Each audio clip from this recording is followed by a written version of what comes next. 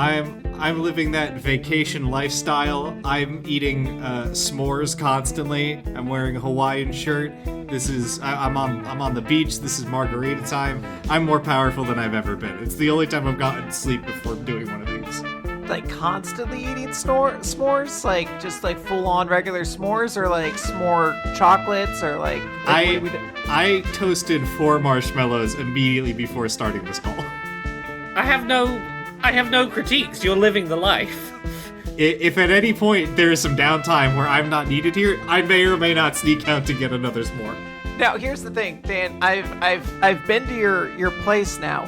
Where are you toasting these marshmallows? Directly over my gas stove. Okay, there you go. That's the ticket. I'm spearing them on a knife. I'm cooking them there. Maya is begging me to stop making s'mores. She's like, can you stop making our house smell like gasoline? I don't think that's what the gas and gas stove is.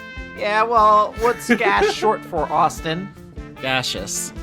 Okay, stupid. Gas fine. Shalene. Yeah, thank you, Laura. New Jersey hasn't gotten the advancements that you have down in fancy Florida. What were we talking about before we hit the record button? I was like, no, this is too good, save it. And now we're just in the marshmallow talk. Oh, it was me saying that talking to your siblings about getting them to not bully you doesn't always work. Particularly in my case, as I got older, they got less interested in doing that. Yeah, half my brother and sister literally don't talk to each other anymore because of fights they had as adults. So The last time I talked to any of my siblings for any extended length of time, it was to explain to my older sister what Fortnite was, because her youngest wanted to play Fortnite, and I had to explain to her Fortnite is not just one thing anymore, it's like 9 things. It's a lot to explain. My sister is 14 years older than me, and we've never lived together, so we have a perfect relationship. There's no stress or drama there at all. To be very clear, I have a very good relationship with my older siblings. Yeah, but mine's better. Okay, fair. It's a competition now. Okay, well, I'll fight you on that. I think me and my sister get along better than you and your sister get along. Can I win just by having the most siblings? It depends how many siblings. I gotta stop and count now. 6? I've got 6 half or step siblings. If you're counting step siblings in there, I have 8. Well, That's color me defeated. That's some 1920s shit. Okay, this is a very Catholic family. There were, just to be very clear, how many cousins do you all have? Oh my God. Too fucking many. I legitimately have, I think, around 30. I would say I think I'm in the same sort of boat. One of my mum's sisters has 5 by herself, and my mum was one of 7. Exactly. I can't answer that question because my family's so good at holding grudges that they'll have one conversation and then not talk to each other for 30 years. My dad didn't meet his dad till he was 45. Incredible. Okay. We're all so dysfunctional. Quinn, I'm suddenly realizing I might be able to tie you on siblings. I don't know. I might have secret other siblings. There's a whole backstory to my family about secret other siblings that may or may not be true. I will say, now, I don't have extra siblings, so I don't think I can top you at all, but, Well, you are a bottom. Actually, I guess that's the end of my statement. Stop. Perfect. Wonderful. I'm glad we got here, as we always do, to Dice Funk Season 12, Dragon Season, and we're going to start with our introductions. I think that's one of the gimmicks this time around, is we're going to do the intros every start, because the plot of the Cookie Mountains is going to be told through your magic items. So I'm Austin Yorsky. Patreon.com/Austin Yorsky is where you can find all the podcasts, including the one you're listening to, Spew Punk, our bonus show, and Spit in My Mouth, Please, a show about kink that I didn't know how that kind of snuck up on me and is here now, and I can't do anything about it. It's too late. Well, why did you make that choice, Austin? Because you're my best friend. Aww. You can support the show for just $1 to unlock all of that bonus content. 10 gets you onto a list that I read on Crew Gunk, our interview show, and then $50 you can make an NPC for the show. It's a whole thing. Thank you so much for making the show happen. If you don't support the show, it goes away. It dissolves into mist. So that's me, Austin Yorsky. I'm the DM. Who else is in this call with me? I'm on the call with you. Hold on. I'm on the call with you. My name is Quinn. I am playing. I have to remember her name. DiCaprio Devereaux. And, Great start. She is a wizard. I guess I'm mixing it up. I should introduce myself a little bit more. You can find me places Rolo T, also my podcast, Weekly Manga Recap. But she is a wizard, a fashionista, and I'm just going to recap her items and then give you their conditions. So she has her zipper costume rack that allows her to change outfits at will. That's fine. That's still here. There's the trapezoidal three-dimensional little guy. That is currently destroyed, and I don't think ever coming back. So I will be removing that from my inventory. And then Pandora's Amphora, which was stolen from me by these little bitch dragons who are going to get theirs. Wonderful. See, wasn't that a great recap of events? I love this. I don't have to edit a whole montage together. Nope, don't need to do any of that. Yeah. Wait, does this mean no one's doing the last time dice dunk? I'm going to clip that, and I'll put that at the beginning. There you go. I'll go next because I'm here in the middle. I'm Laura. I go by Laura K. Buzz everywhere on the internet. I talk about video games and accessibility in those video games. You can find me at Laura K. Buzz in all the places. I've been doing this full-time for a decade as of today. We're recording this on the 10-year anniversary of me starting to talk about video games on the internet as a job. So if you'd like to help continue me doing that, Laura K. Buzz on Patreon. Why did you launch your career on Bjork's birthday? Because that was the day that James Stephanie Sterling decided to be like, hey, would you like to be on a podcast with me? No, not guesting on one episode, just a permanent co-host. And I didn't realize that's what I was being invited to. I thought I was guesting on one episode, and then that was my career. Did they realize it was Bjork's birthday? Human Bjork, not my cat. No, I was I actually very assumed curious. it was the cat. Look, no, I really did assume it was the cat as well. I didn't know that, but I'm now delighted to know that because, again, as we brought up previously, Bjork. I love Bjork repairing a TV as a thing, and this brings me joy. I'm playing Doc Hop, a dragon with a love of forgotten but well-loved trash. I have some magic items I should recap. I have the trash bag of holding. I have an out-of-date pop-up book of goblin history. I have the spooky magic blue bottle that turns out to be a genie bottle, I guess. A toothbrush that may or may not be magical in any way, shape, or form. And should I say my new magical item here? Not yet. This is our first Okay. downtime of the season, and we will address all that going forward. Okay, but, well, those are the things I currently have in my collection of magical and maybe not magical trash.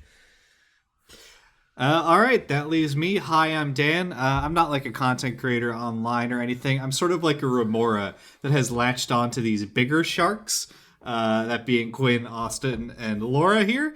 I'm playing Rex.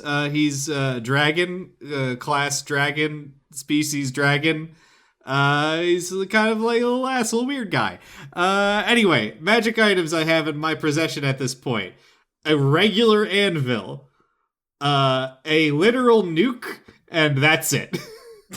No, I have it written here. You have your childhood anvil. You have Navineral's disc, a signet ring that you didn't mention at all. Okay, and yes.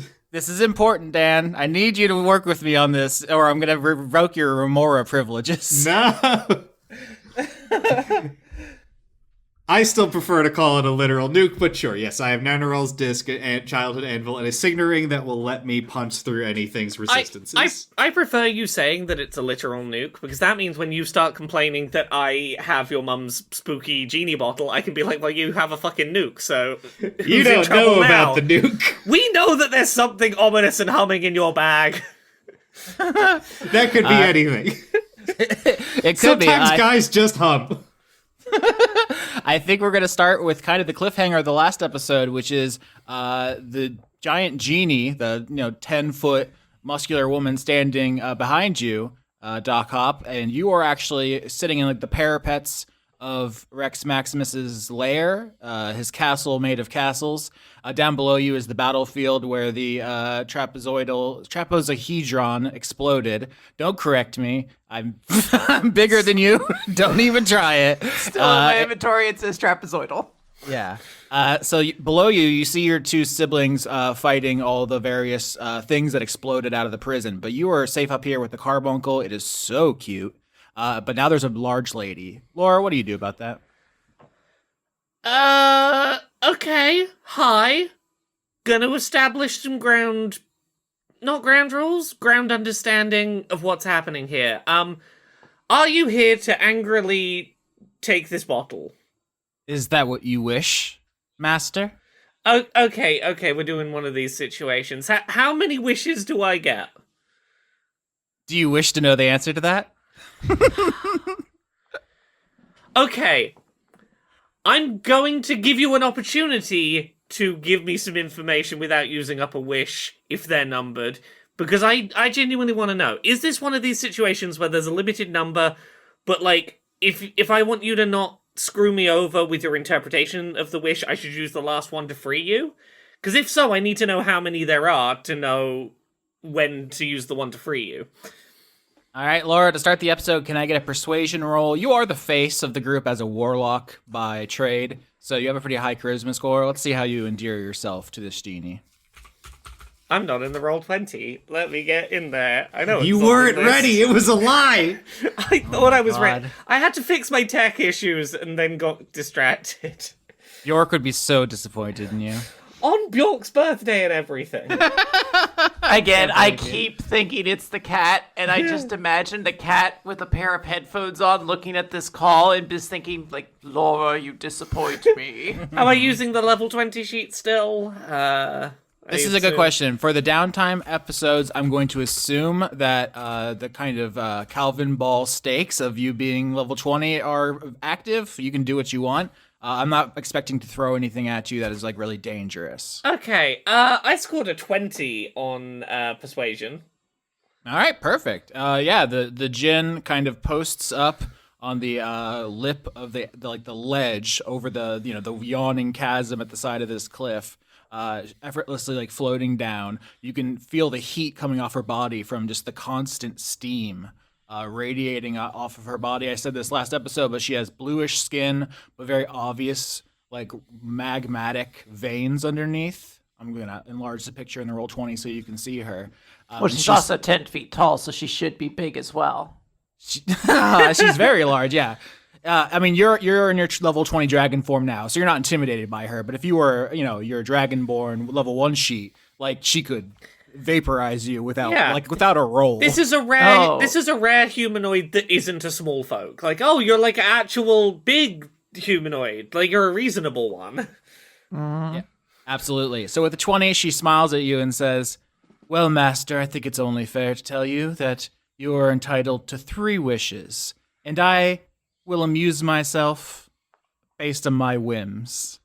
And she is clearly being a little shit, but she's having fun. Okay. Well, like, look, if we're gonna have fun with this, how about I put this on the table up front?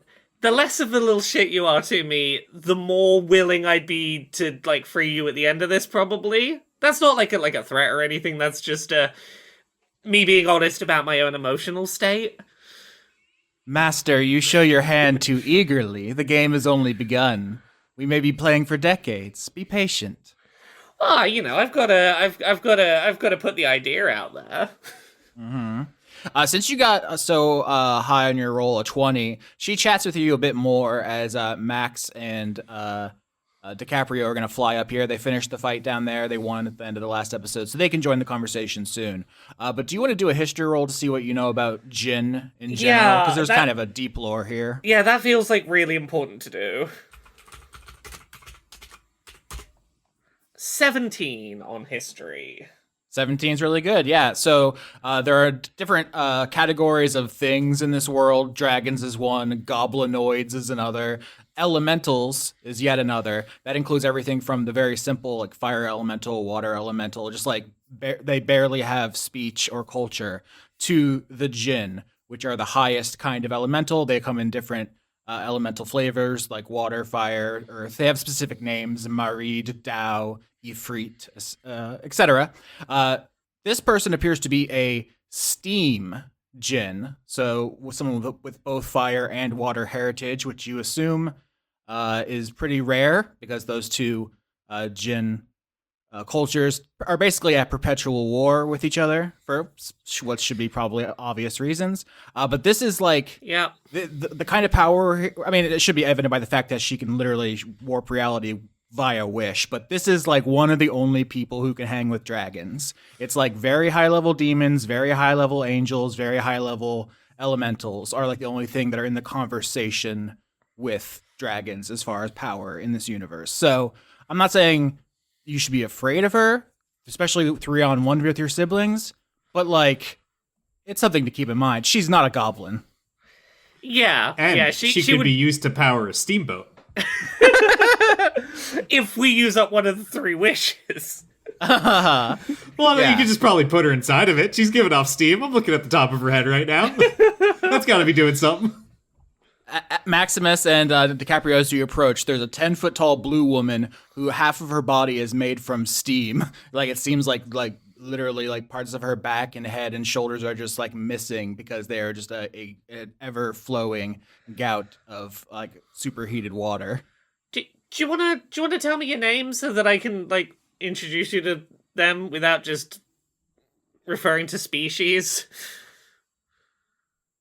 As my master, you are free to name me what you wish, but traditionally I have been called Gertrude.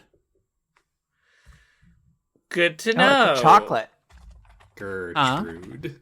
I like the chocolate. Oh, is that a chocolate? I'm not aware. Gertrude Hawk chocolate. Haven't you had? Wait. No. Hold on. This is local. Never mind. Forget me. No, it's not. I love to learn. But she smiles, and you know, you can't get all of the information there. Here's what I'll say with your great roll so far, Laura. To a human's eye, she looks like 40, 45 years old. You get the sense from her bearing to you, she considers you a child for whatever her actual age is. Yeah, no, that makes sense. That seems about right. I mean, we consider each other roughly children amongst the dragons, so that's no surprise, honestly. So I want like DiCaprio to kind of like fly up, and I think she will like just slowly transform into her humanoid small folk form. But she is like keeping her spell book kind of floating nearby as she's like, was this one of those things to come out of the trapezoidal little guy? Yes, unfortunately, when I was captured from my previous master, I did have a run-in with the shining trapezohedron. Thank you for freeing me, by the way, Diamond One. Okay, that does... Okay, I see, okay. Yeah, I think at this point, Rex flies up. He's burned, like, the flesh and meat off of the dragon and angel he's fighting and just carrying the 2 skulls in his, like, back feet. And then he touches down on the parapets. Just to clarify, so she was released from the trapezohedron, or... Yep, she was one of yes. the people imprisoned in it. That's why she wasn't in her bottle. Yeah. Okay. Yeah, this explains the whole was being pulled towards the bottle, but for some reason wasn't at the bottle situation that was going on. Yeah, Rex will sort of scratch at his chin and go, interesting. Yep, my mom's definitely going to want that back. You're not wrong. You're not wrong. This is also a cursed object, no? Wouldn't taking wishes from a cursed genie be probably a bad thing? Would I know with the, 17 in... Oh, or would I have to do an Arcana check or something? Because my suspicion is the curse is what's trapping the genie in the bottle. Yeah, I will say last episode you talked to the elves at Desdemona's place, so there's no ambiguity. The curse is on her. She is cursed to the bottle. Yeah, so it doesn't seem like us using the wishes would be inherently cursy. It's not very cursy, no. Yeah, but what would you even need to wish for? I don't know, I could think of some pretty interesting stuff for my horde that could be summoned up. Darling, if you need us to go just pick up trash for you, we could. It doesn't seem worth risking all the wishes for. No, but I mean, like, good trash. Can I get wisdom saving throws from the siblings? Does that include me? Yep, it sure does. 25. Holy Lord. Yeah, I got a ultra botch. 25 as well. Wow. Okay. Rex Maximus as the doofus in chief. You don't feel anything. In fact, you're still kind of juiced up off the 2 skulls you're carrying.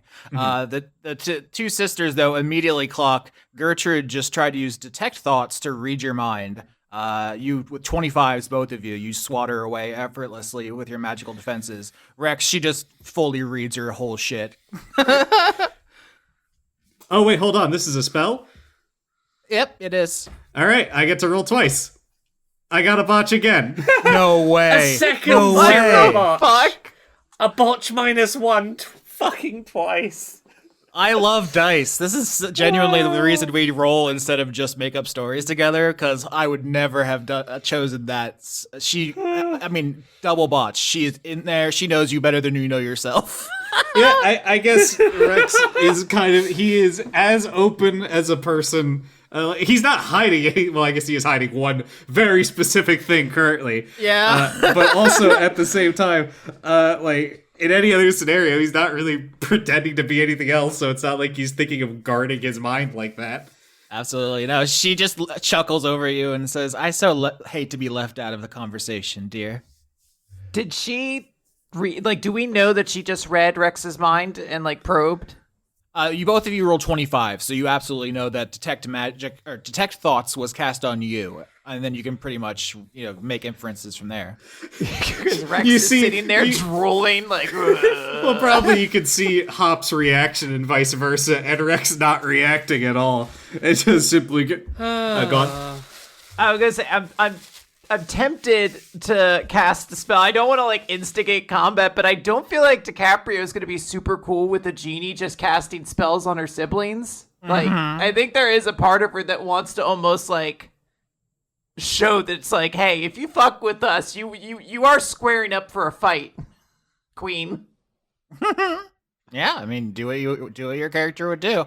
Yeah, I want to snap my fingers and cast Feeble Mind on the genie. That basically says you blast the mind of a creature that you can see within range, attempting to shatter its intellect and personality, and it just, I believe, automatically takes 46 psychic damage and then must make an intelligence saving throw. Wowie zowie, that's a big spell. That's why we're doing the high level season, so you can try out things like this. Feeble Mind, an 8th level enchantment. Yes. Very rarely you get to pull this bad boy out. Let's see here, 24. Oh boy, hold on, I had to check. I think that does beat my spell DC. So Yeah. you will not be. If you failed, the creature's intelligence and charisma score would become 1, and they can't cast spells, activate magic items, understand language, or communicate in any intelligible way. Yeah, this is a brutal spell. It basically just reduces someone to a house plant. Yeah.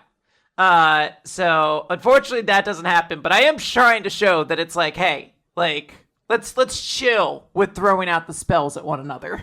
Yeah, when you snap your fingers, her body very briefly, she basically gets iframes as she does a dodge roll of steam, right? She Castlevania Symphony of the Night, right? Isn't that how he dodges? He turns into mist briefly. That happens. There's a burst of steam as she is knocked back by the magic. She still does take a small amount of damage from this and kind of retreats behind Doc Hop and says, "Master, your underling has struck me." Okay, let's all calm down. Let's all calm down. Sleeves are getting rolled up when DiCaprio gets called an underling. DiCaprio, 1 sec. Gertrude, anything juicy in there? Oh, that's so good. What's going on here? I'm confused. Gertrude says, I'm getting vizier vibes here, which is kind of cool, but also annoying, because she's not a king. oh wow, I haven't ever played a scheming vizier on the show. But my liege, they plot against you, my liege. No, Gertrude just laughs and says, "Oh, your brother is keeping a large, pulsing, juicy secret, but I shouldn't. I mustn't. And she theatrically, looks Is away. is it the thing vibrating and buzzing in the bag? Of course, but who am I to say I've just joined this beautiful family? I couldn't possibly. Be reduced into a smoldering heap? Yeah, you could. You're also not a part of this family, to be very clear. But Rex, open your bag and show us what's buzzing in it. Also, I don't know. Gertrude could make a fun family member. So far, Gertrude has not in any way disrespected me or my interests. So right now, I'm feeling pretty good about Gertrude. Why don't you start making some wishes and see if that still is the case? Thank you, my liege, she says. Keep it up, you're both going in the bottle. Look, I think Hop is genuinely really fucking loving being spoken to with some degree of respect. Before the call, we were like, are we at the correct amount of disrespect vis-a-vis Hop? And I was like, let it boil over. Let's get messy. I think Rex is going to attempt to bold-faced lie and go, I have no idea what she's talking about. And then I'm going to attempt to roll here. But he is also not a good liar, so let's see how this goes.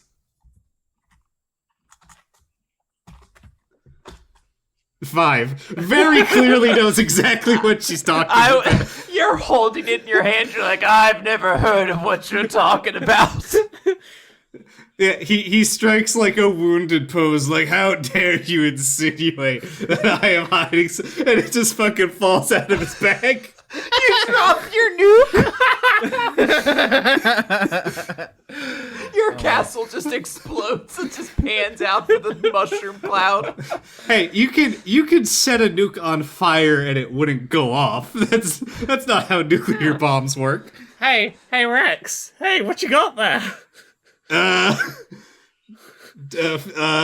Frisbee, you know, that thing that smallfolk love. Can I roll an Arcana check to identify this? Sure. 23. Yeah, you all know. Everyone knows. In fact, this is a great time to directly address something we've talked around, which is the Gladys Accords. So life in the Cookie Mountains is governed by an agreement for all the dragons who live here, which is you're entitled to your own hoard and all your magic items up to a certain level of, let's call it, destructive power. What's it? Destrucity is the ultimate warrior used to say. You can have basically everything up to a 9th level spell, but above that, you cannot. It is illegal, it is contraband, and now you all know that this exists. So, yeah, I don't know how much the audience has retained, but we've mentioned it briefly. Well, Rex, I guess we're taking the focus away from the genie for a minute, huh? Look, it's not mine. I'm just holding it. To reiterate your own words from a second ago, I'm sure your mother would want that back, wouldn't she? That is quite literally what I was going to do. DiCaprio's, like, immediately, like, it's like the fingers to the temple, like, you know that we have to talk to Orlando about this, correct? Look, when we were at my mom's lair, I went up to look around the caldera to see if I could find the carbuncle, and I found 2 quite charred kobold corpses around this little guy. I did some digging. Doesn't look like it ever actually made it into my mom's hoard. I think they just found it and then tried to steal it before it actually went under her for review.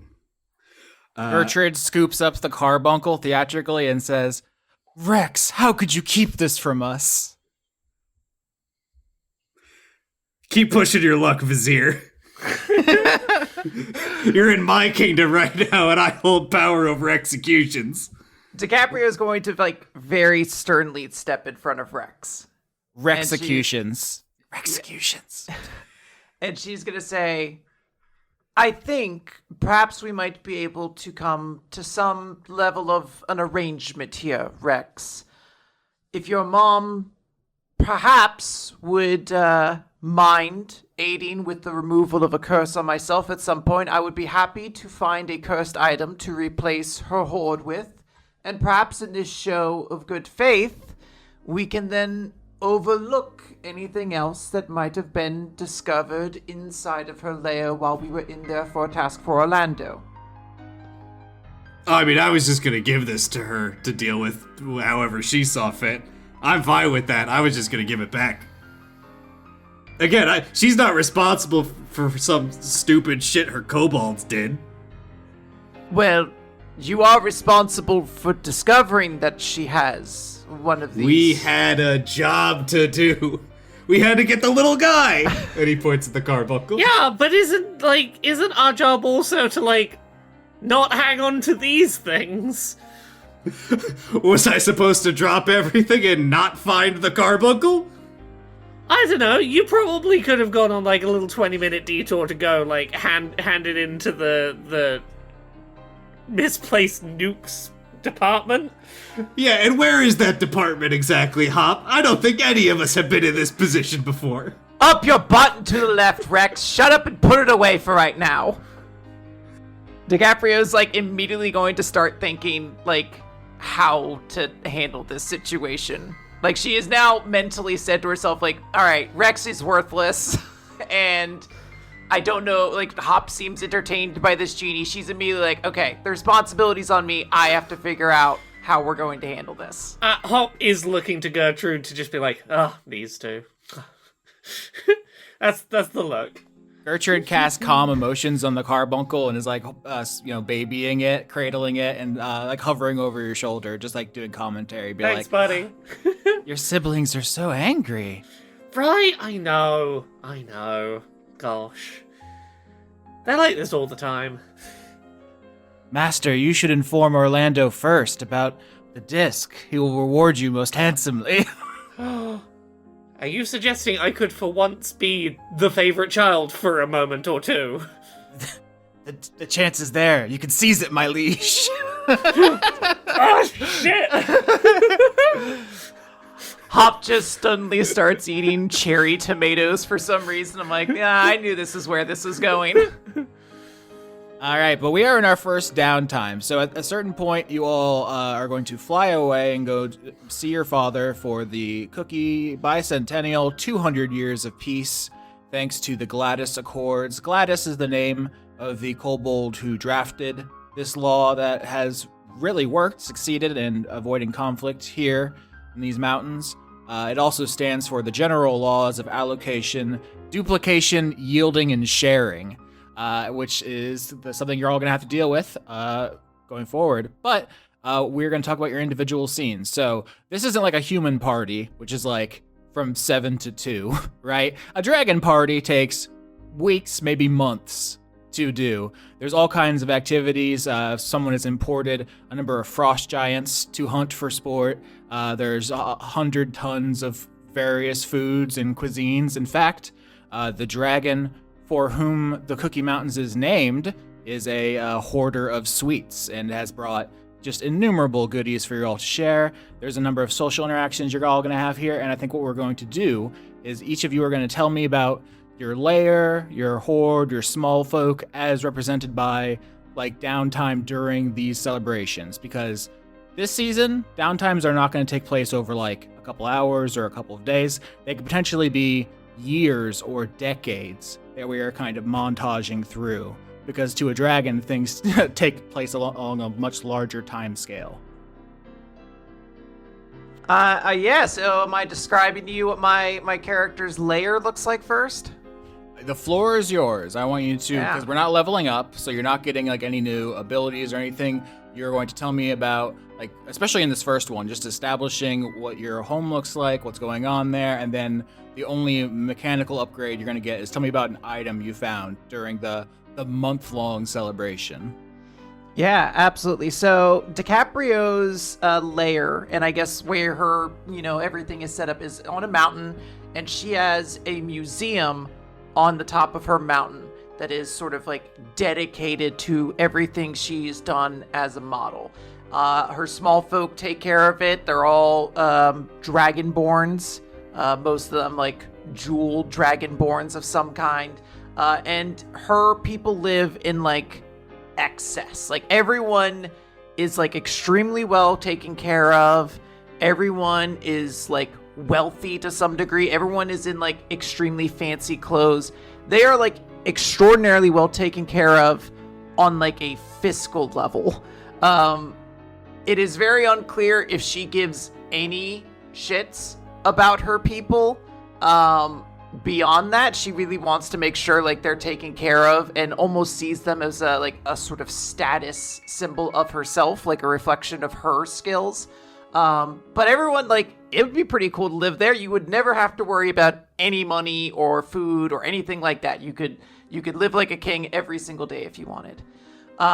In exchange, they do have to help, so they are the ones that help like to stock and essentially care for this museum where anyone could come to visit to see all of the great many different looks that the fabulous DiCaprio Devereaux has worn over her time as a model.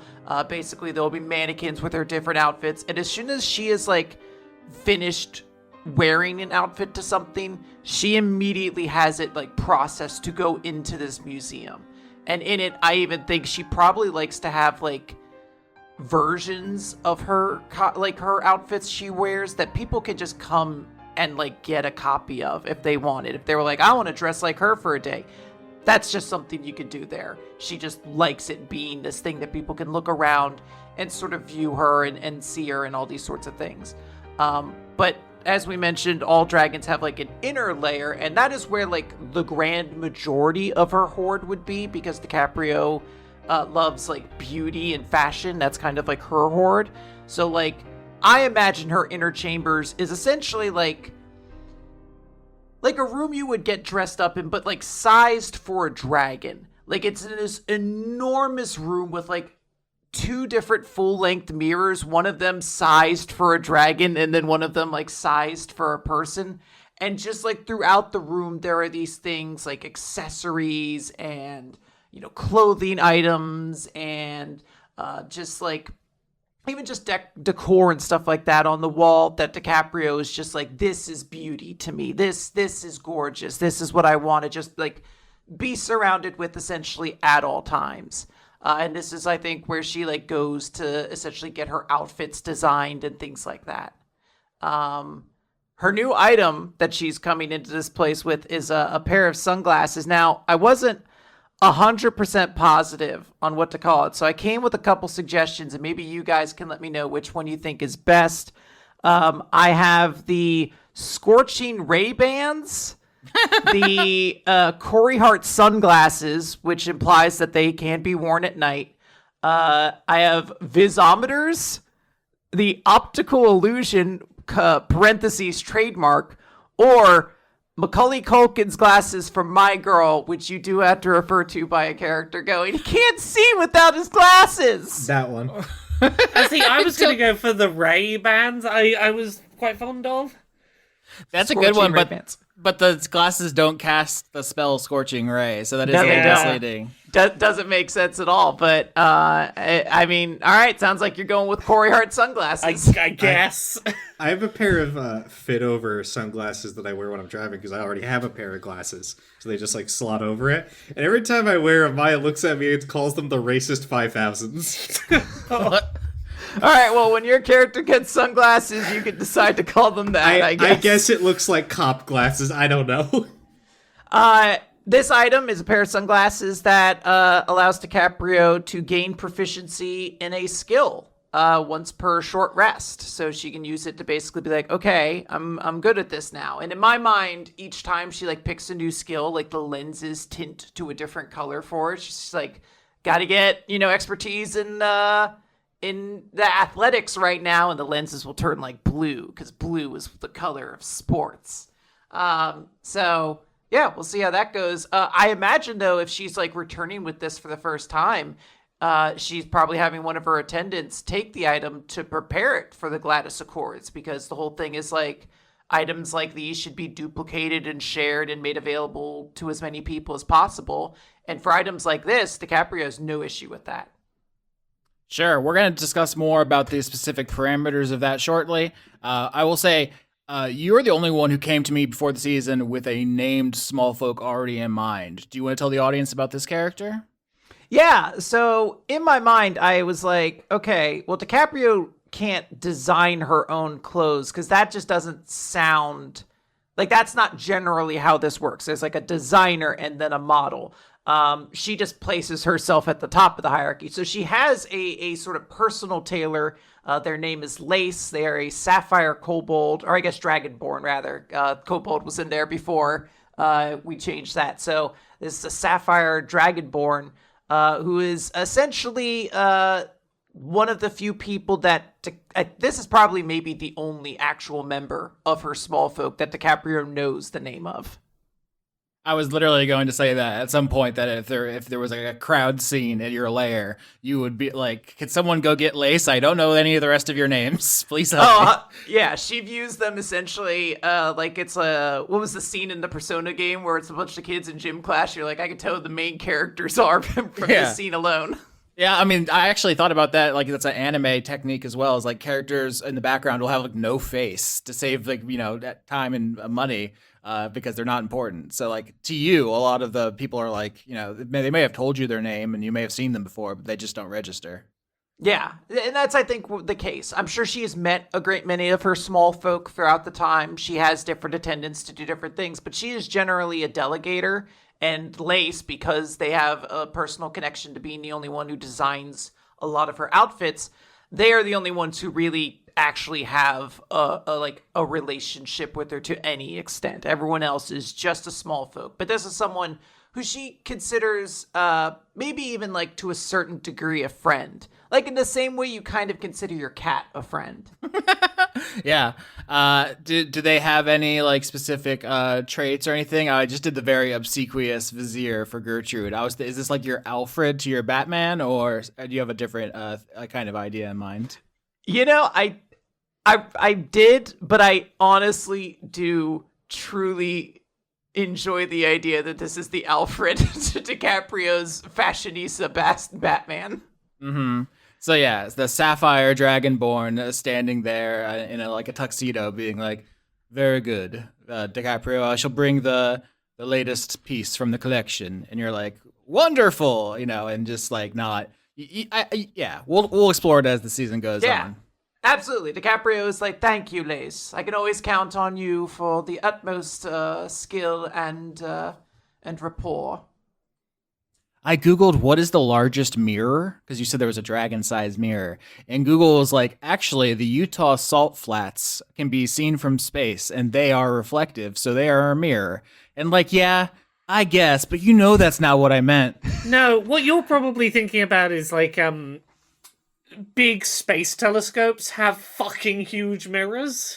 Yeah, so that's what I was kind of looking for, was something man-made, but I get it.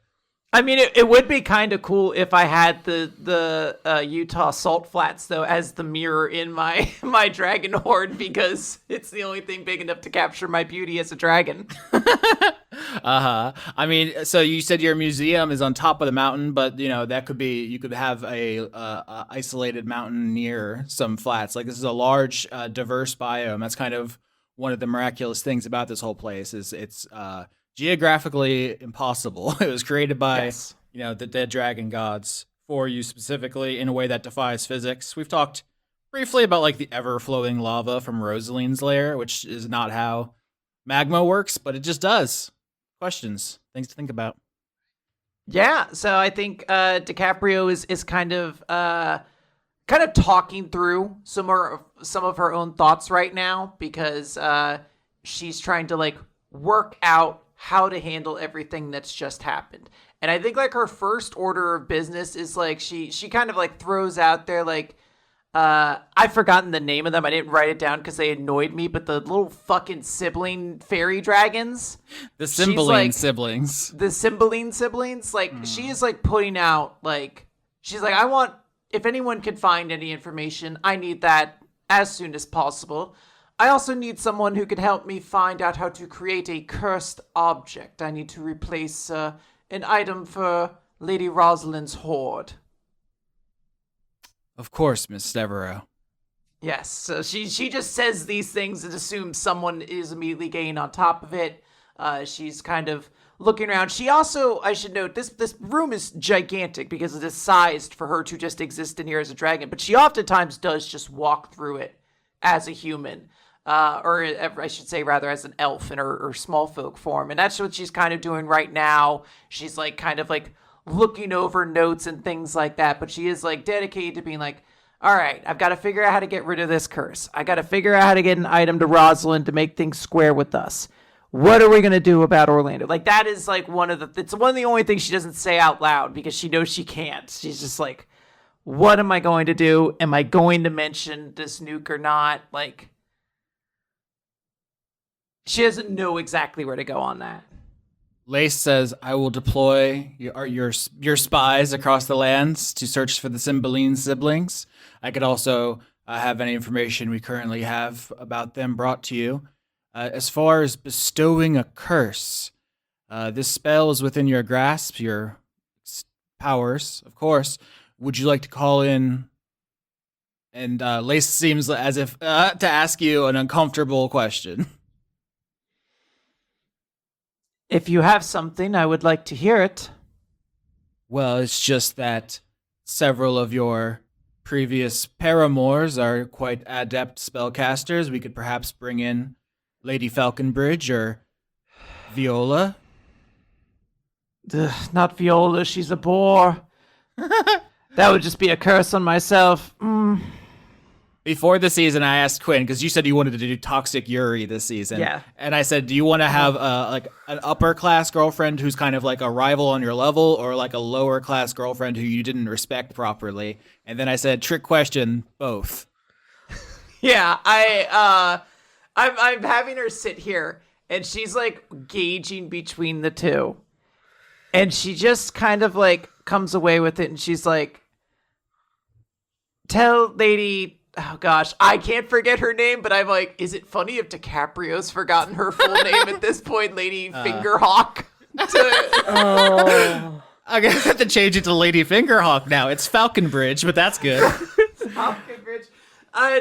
Tell Lady Falconbridge that I would enjoy a moment of her time in consultation at some point in time, strictly platonic, over coffee, let's say.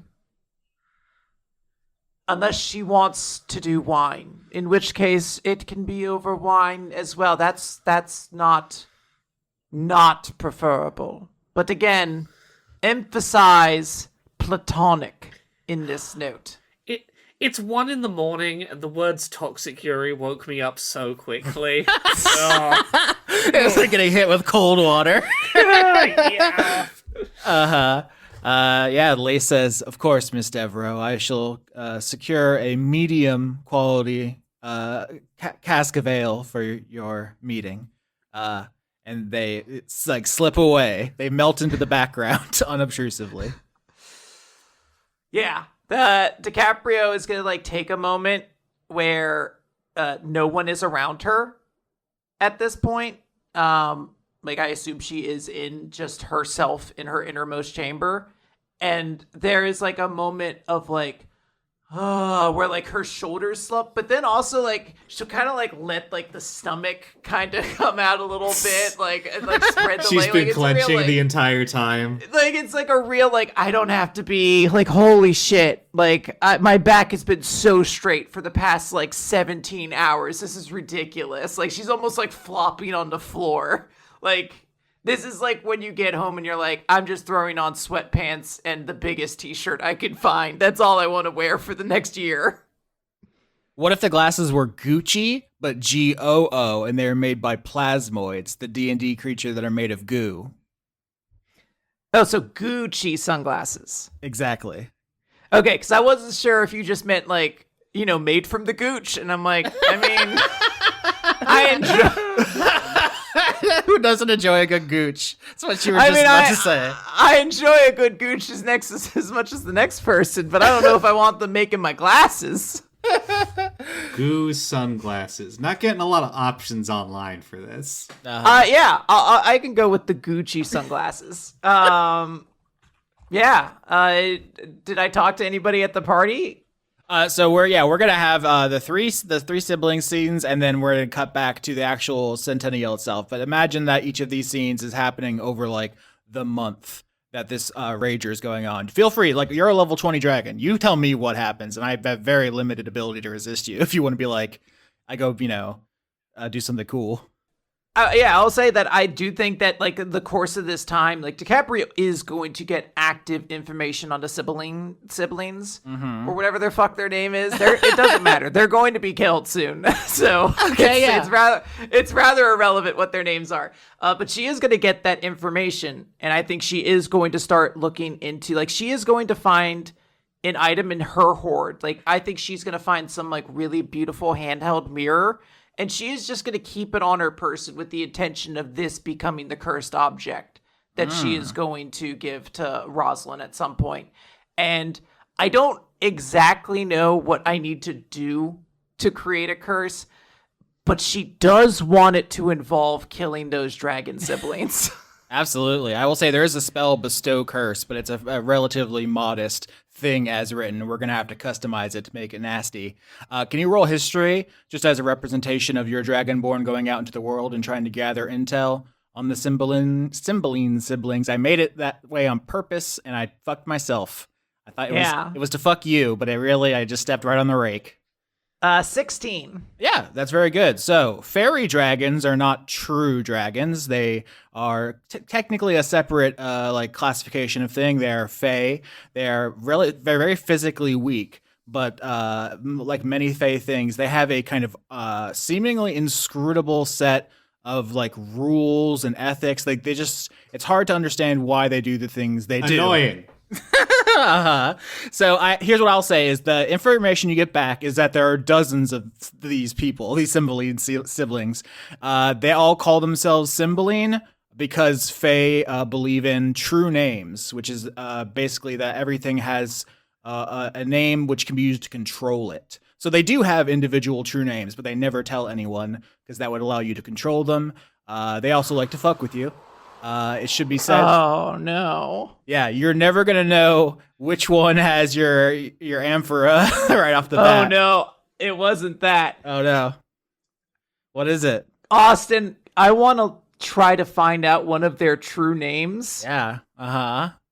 And then I want to make them ritualistically murder their other siblings. Oh my god! All right, I knew it. I knew we were gonna go to some places this season, but Lawful good character, everyone. No, here's the thing. Okay, my character I realize isn't maybe lawful good. But more so, I need to establish why DiCaprio takes such a particular interest in this. Is one, she freed those fuckers. They should be grateful to her, and instead they stole from her, an older dragon. I understand they're not dragons, but in her mind, she's like, you are young babies. You should be respecting the hierarchy in our society.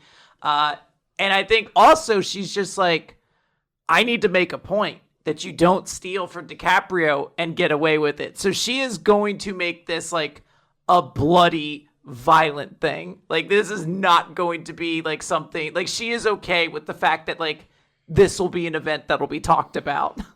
Yeah, to make an example of them, I will say your scouts report back that the Cymbeline siblings consider the world their lair and all items to be part of their hoard. That is what they say when you ask them. You don't know if they're fucking with you or not. You don't know if they're trolling.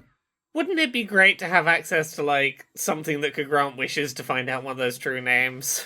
Yeah, something to think about. I will just say that they don't consider what they did stealing for whatever that matters. Oh, yeah. That's why Rex doesn't consider killing people weaker than him killing.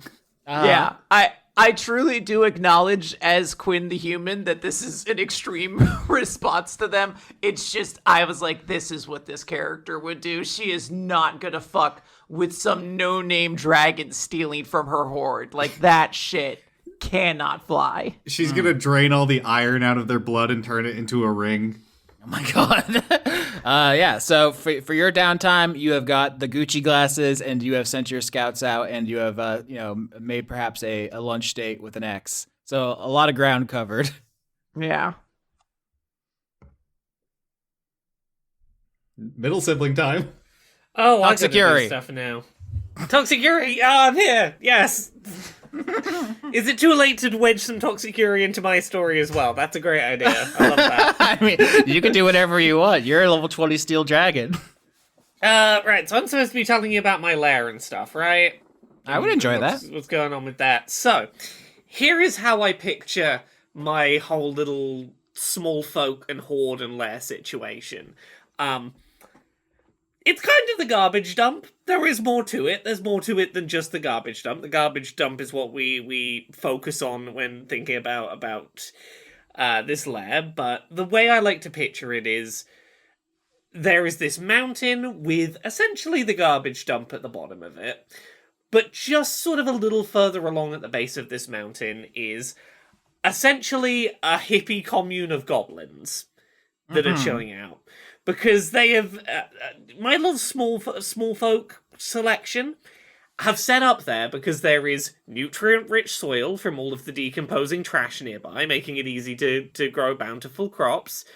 Having their little hippie commune near a dragon's hoard makes it easier for them to be pacifists because they've got built-in defense because there's a dragon hanging out nearby.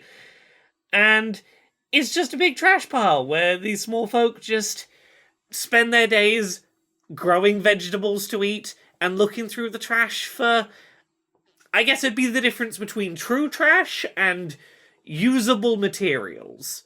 So, like, all of their little homes are made of stuff that has been sort of salvaged out of the trash. They're very cozy, filled with very sort of well-loved items that are still, someone threw them out, but they're perfectly usable. I'm getting a lot of hoarders vibes here. Hey, they're getting the last bit of good use out of these items before they truly become trash. They're just little.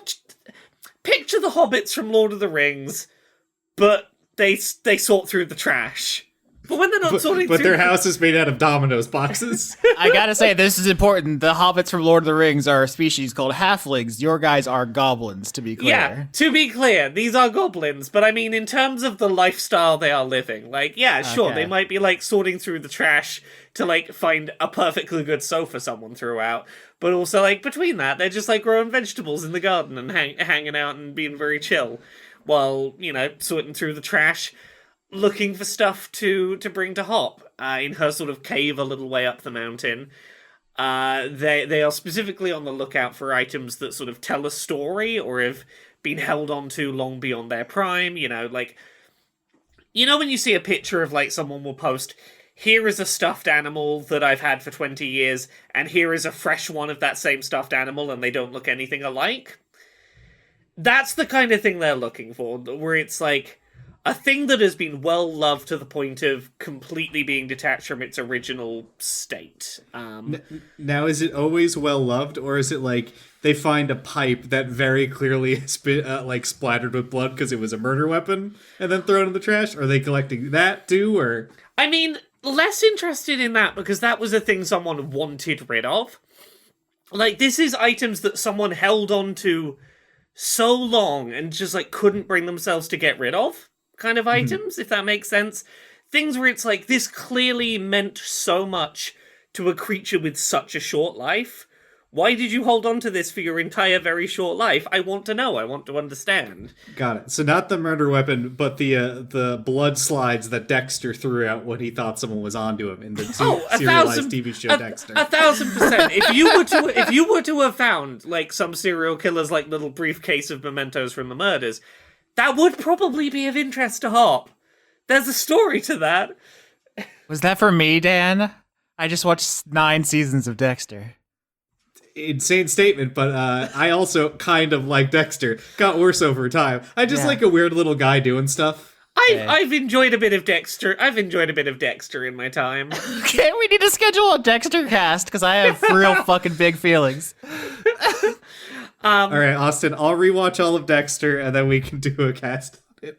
Okay. Is every time the goblins are walking around, smoking a big pipe, looking through the trash, is it playing the really saccharine, Peter Jackson score that plays when they're in Hobbiton? Oh, 1,000%. They're smoking their pipe weed, the Peter Jackson score is happening, and they're just digging through the trash being shit, This is a perfectly good apron someone threw out. I'll wear that while I'm making my little pie down in the hippie commune. One of the goblins has a big Gandalf beard, and he's like so weirdly taller than all the other goblins. Well, see, this is how I picture when Hop goes down. Hop has a little house down in the smallfolk commune that she'll sometimes go down and hang out in the dragonborn humanoid form. And this is how she pictures her visits to her little home away from home, is you're sort of taller than average character coming in to be like, hello, I'm coming to hang out with all of you half my size people. I can't quite fit into your homes, but occasionally I come to visit. And the goblin says hop the way that he says Gandalf, when he sees them and he runs up and they're climbing all over you. Exactly. I've created the trash hobbits. Except not hobbits, they're goblins. But I think they're climbing all over you, and then Gertrude is now following you everywhere, and she is she's not hurting them, but she's like playfully tossing the goblins around, like the way we keep coming back to this, the way you might like play fight a pet, you ever done like you're throwing little hands at your cat. Yeah, it's the vibe of like much older sibling comes back and like the younger siblings are all very excited to see them kind of energy. It's like, oh yes, oh all of you, hello. And you're scooping them up, you're hugging them, you're asking them how their day was, and she's just pushing them around with blasts of steam. She's throwing them into hay bales and stuff. And I think my last little bit of description is for the way that Hop's cave that a lot of her hoard is collected in is. Some of it is like shelves filled with carefully organized items, but she also has a space that's set up almost like a living room, with some of her favorite items from her hoard placed sort of where they would be placed if they were in an actual home. She's got like a little live-in diorama that some of the hoard items get to be sorted into. Perfect. Is there a named goblin that you want the audience to be aware of, or are they all just your goblin friends for now? I hadn't thought about any named ones in advance, but I do think that Hop is the kind of dragon who would try and learn the names of some of her small folk. Like, I think she would show a genuine interest in her little collective of small folk, in trying to get to know them. In my memory, goblins are perhaps the shortest lived of all sapient races in D&D. So I think it might be like all of them, but it seems like you turn around and they're just gone so often that it like maybe it's something you can you think about and express at some point. Yeah, I don't think it's necessarily that she's going to come home and like recognize specific small folk, but every time she comes to visit, she makes an effort to learn about a couple of them before she leaves. Delightful goblins. You got an item over the course of the Bicentennial. Why don't you tell me about it? I did, yeah. So, I have a lucky plush rabbit's foot. This is much like sometimes people will have like a foot from a rabbit and wear it for good luck. I've never thought that was a particularly lucky thing, it's not very lucky for the rabbit in particular. But this is clearly it came from like a stuffed animal rabbit, but someone had strung it on a string as if it was meant to be how one might wear a rabbit's foot for good luck.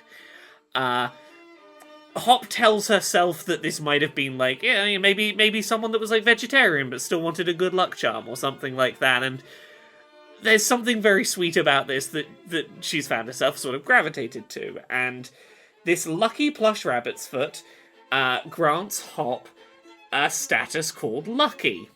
The way that this works is that I will have 3 luck points. Whenever I make an attack roll, ability check, or saving throw, I can spend one of those luck points to add an additional d20. I can do it after I've rolled the dice, but before the consequences have been fully spelled out. If I roll a botch, I can add a d20 to it and it not be a botch anymore, which is nice. I can even use it for if an attack's being made against me. I can roll a d20 and decide whether I want the attackers or my d20 to be what they attack with. Basically, I've got 3 chances to fuck around with what the dice mean, with this little plush rabbit's foot. It's interesting you say it's plush because you mentioned this to me earlier that you wanted to have the lucky feet, and I was going to make a joke that the foot smells faintly of juniper. Oh no. No. No? Okay. No. Listen, it's your character. That I would like. Oh. God, that's actually a really good idea. Fuck. For the audience, you played a rabbit character named Juniper in a previous season, and she got her foot cut off. Yeah, she did. Okay. You could have said that before I had my whole little spiel of why I liked it being a plush rabbit's foot. Yeah. Well, I've committed now, but I do think that's beautiful and terrible.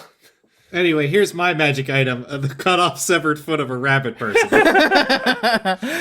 So does a goblin just give it to you? Are you like at one of those big meals that the hobbits are always having, where they're breaking all the plates and stuff? I guess that was the dwarves who were visiting, but you know what I mean. And one of the goblins just gives it to you, or did you find it personally?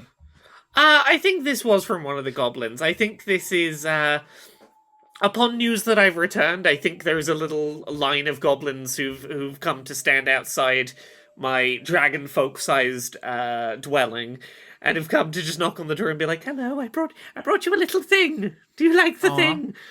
And this is the one that particularly stood out. I like this contrast because your goblins are sorting through the trash to bring you treasures. DiCaprio's dragonborn are going out on quests and coming back with Gucci shades. And then we're going to get to Rex, who I think is going to have a more direct approach to getting items. Okay, yeah, so as we've established, Rex's home is a castle on the side of a cliff. I'm thinking actually it's got kind of like, Smaug Lonely Mountain vibes to it. There's like, mist pouring over the forests below.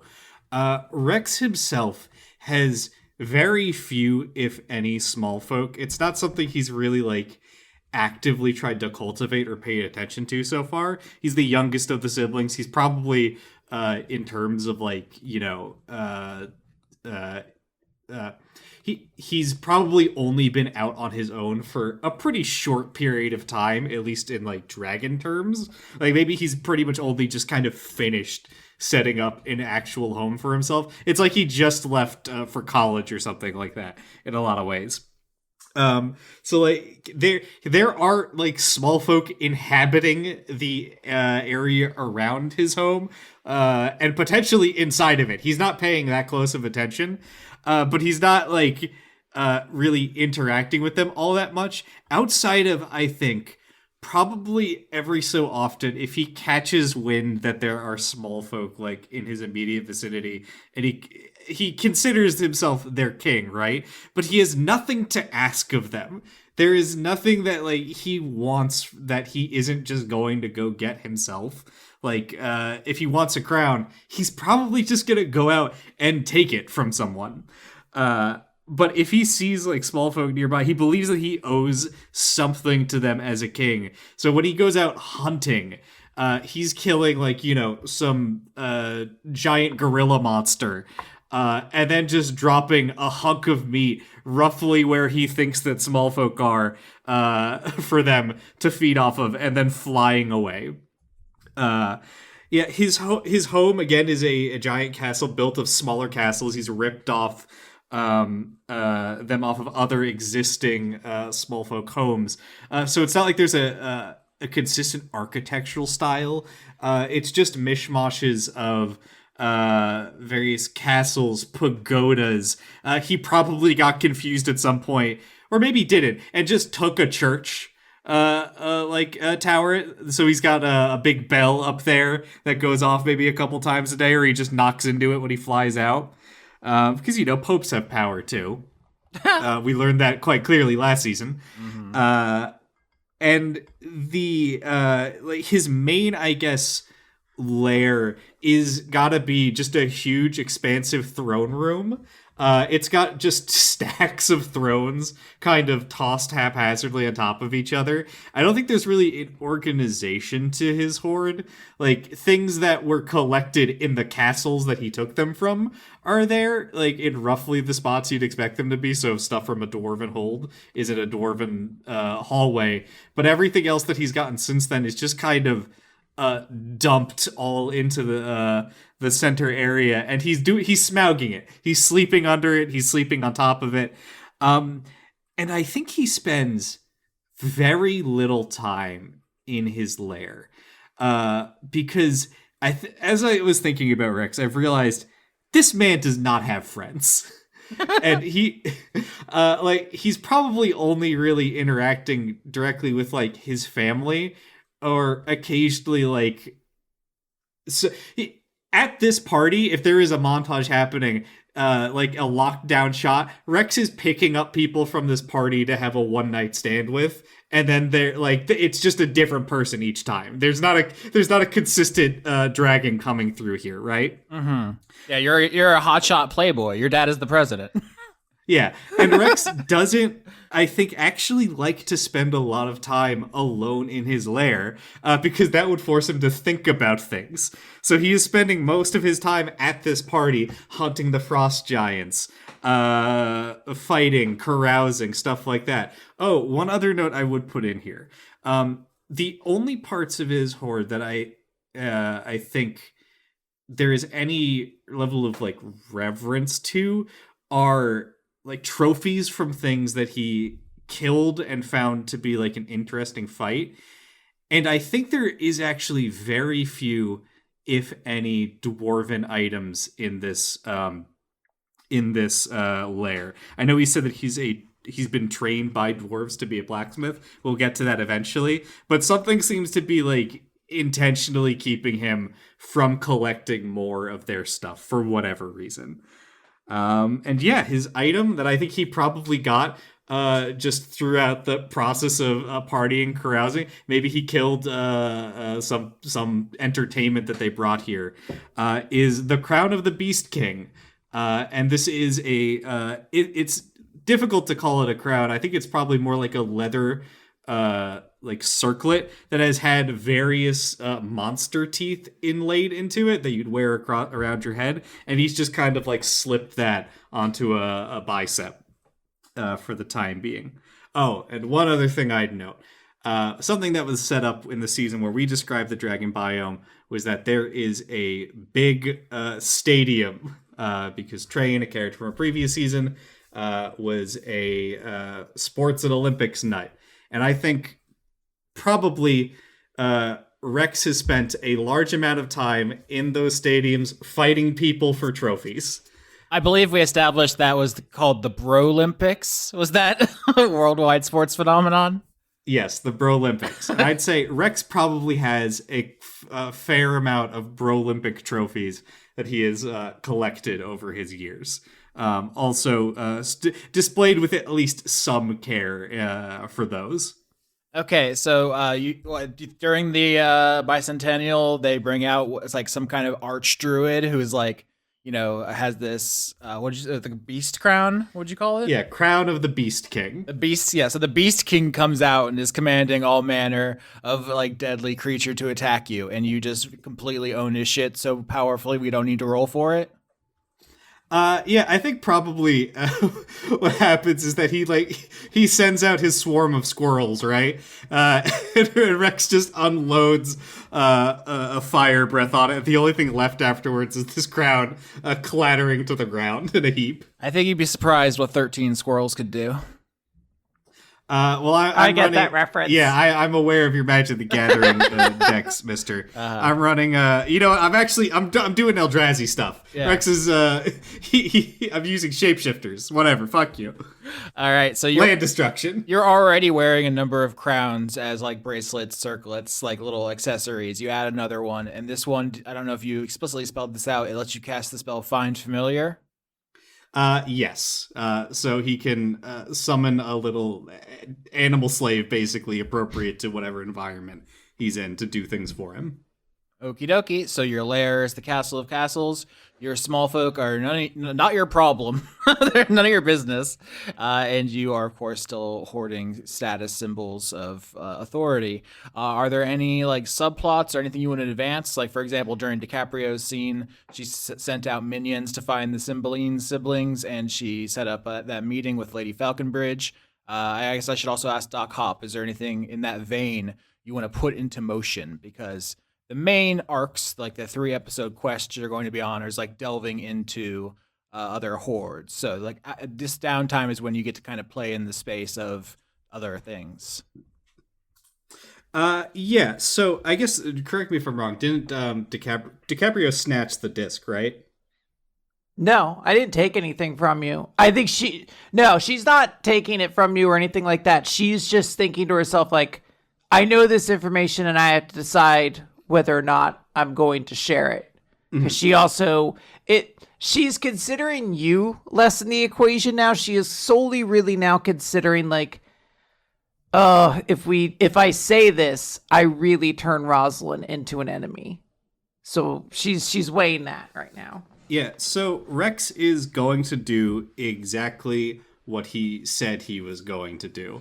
And ask his mom to stop by to talk about this disc and hand it over. Yeah, I actually really like this because it feels like we've kind of naturally arrived at a place where DiCaprio has Lace, Hop has Gertrude, and you have the closest relationship with your mom. I don't think DiCaprio would ever call on her mom, and we haven't seen Hop interact with Sycorax yet. We will, but I think it's pretty obvious that you're the mama's boy of the group. So Rosaline, the Great Red Dragon, will stop by your castle, and she's so comically huge. Like, you're a big buff boy, but she can just like pick you up and bounce you on her knee. Her wings blot out the sun. Her fire can melt the eyes of God. She's like so fucking the apex of Red Dragonhood. Is she as big as Orlando, or just a bit smaller? Oh, that's a fun question. So Orlando is the oldest and therefore in charge, but I actually think based on the lizards they are, Orlando being a Gila monster and Rosaline being a Tegu, I think actually she's bigger. She might actually be the biggest. Oh my god! The small rabbit loves his giant girlfriend. I didn't think of that. Is that why Orlando and Sycorax broke up? Oh my god. A man after my own heart. He's like, I need them bigger, larger. I need larger girlfriends. Oh my god. That's so fucked. Dan just put in the chat, Tiny Rabbit is obsessed with giant girlfriend who's 4 times his size. And then yeah. I've seen this image from Dan, I believe, 3 or 4 times. Mm-hmm. I've had a lot of rabbits. I love a Flemish giant, and I love a tiny rabbit, too. Mm-hmm. So Rosaline flies over to your Castle of Castles. Her shadow falls over the entire mountainside, and she says, "Have you been eating? You look so thin, so tiny. We're not feeding you. Your small folk are not holding up their end of the bargain. Everything you do for them." I think Rex kind of laughs at the idea that he has small folk actually doing things around here. He says, "Mom, I've been eating at the party. I'm fine. I've had so many frost giants." The frost giants this season are scrawny things. We should have brought storm giants. Now that's a real meal fit for my little boy. It's like chewing tinfoil, though. Where did those storm giants go? I could have sworn there was a kingdom somewhere around here. They're gonna be busy for a little bit. A matter of secession. Politics. How are you, dear? Oh, good. I've been enjoying the party after the little errand Dad sent us on. Oh, yes, the Catablipus, was it? You and your Cattlebopus. Was that for Austin or Rosaline? That for you. Do I talk about the Catablipus too much? Is that how it's called? I thought it was the cattle beeplus. I've never heard anyone else say it out loud. She's confused. Obviously, it's the carbuncle. I remember when I first played. I think the first episode we ever recorded of Dice Funk, the Dragon Quest season. I was talking to Skitch afterwards about monsters, and I was like, "Oh yeah, my one superpower is that if you describe a D&D monster to me, I will get it in 5 seconds, just based off of a couple of ancillary details." And one of them was a cattlebopus that I got by someone describing how like a grass had withered, like something just dragged away across it. I posted a picture of it, and then Austin rejoined the call on cattlebopus. Cattlebopus. Yeah, the Oxford English Dictionary says it's pronounced catoblepus. Catoblepus. Okay, that's what I thought. All right, that one loading ready one episode where the pronunciation of this name is the joke is relevant still today. Got it. Okay, but yeah, she thinks you went to look for the catoblepus and not for the carbuncle. You know what? Rex probably thinks it's the same thing. He doesn't. He's not going to correct her and go, "Yeah, that." There was a detail though about this I needed to talk to you about. Oh, really? Is something wrong? You know how much your father loves his little creatures. More like something your smallfolk did that we're gonna have to handle. Oh, did you find a keeper? Do you know the one I left in charge? I call him Keeper. He's in charge of keeping things in order. He's gone completely. I can't. I kept one of them alive for a little bit. Does he have a habit of being strangled by hands? Oh, no, I know. It's good old Strangly, I call him. Which, by the way, is he still alive? He was useful to me. Oh, I'd dear, love to take him. no. Quite strangled. Nominative determinism strikes again, I'm afraid. Terrible, so terrible. Anyway, whatever. You weren't there when Keeper was melted and eaten. Yeah, Rex came back seeing his sister covered in blood and goo, and just didn't think anything of it. You got a snack sometimes. He'll say, "No, I went up to the caldera looking for the carbuncle, and I found dear. two." Sorry, yes, you're right, Cattlebepus. And I found 2 dead kobolds fighting over this. And he's gonna take out the disc. Oh, that looks quite valuable. Oh, I know what this is. Oh, he's naughty. They should not have this. Well, I'm going Julia Childs. I was going for Italian overbearing mother, and I've somehow veered so much. But I know. Now I'm like, damn, does this mean my mom can't be Julia Child? Is that what you were thinking for your No. super fashion cutthroat Devil Wears Prada mother, Julia Childs? I've told you specifically the influence I'm thinking with my mom. Okay. Well, I guess Rosaline, the terrifying red dragon, is now Julia Childs, but she's a naughty. They shouldn't have had that. Yeah, this DiCaprio says they're banned or whatever. At the time, I was busy dealing with the carbuncle, so I didn't know what to... Sorry, Cattlebopus. So I didn't know what to do with it. And I figured, this is yours, so... Oh dear, this is such a teachable moment, mother-son bonding. This is where I teach you that you don't have to follow the rules. You're stronger and bigger than everyone else. That is true, but also, I don't really have use for this, and I'm not going to take something from you. It was in your hoard. Oh, sweetie, that's so kind of you, but I think you may find it useful, bargaining-wise, leverage-wise. This is important. Look around at the mess. You see all these thrones. They're not even organized by material. You need to grow up, and you need to have a nuke. I think Rex is like, come on, Mom, stop telling me to clean up my room. Mm-hmm. I know where every throne is. All the kids these days have nukes. I've heard all the mothers, we have our meetings, and it's like, oh, my son has 2 nukes. And you don't want to be the only one without a nuke, do you? Really? Because Hop is only collecting toothbrushes. They don't even fit her teeth. Oh, well, you know how they like to squawk, the little hens. Maybe they're telling tales, but I think it would be more useful to you as a bargaining chip. Even turning it over to your father could get you in his good graces, more than just returning it to me.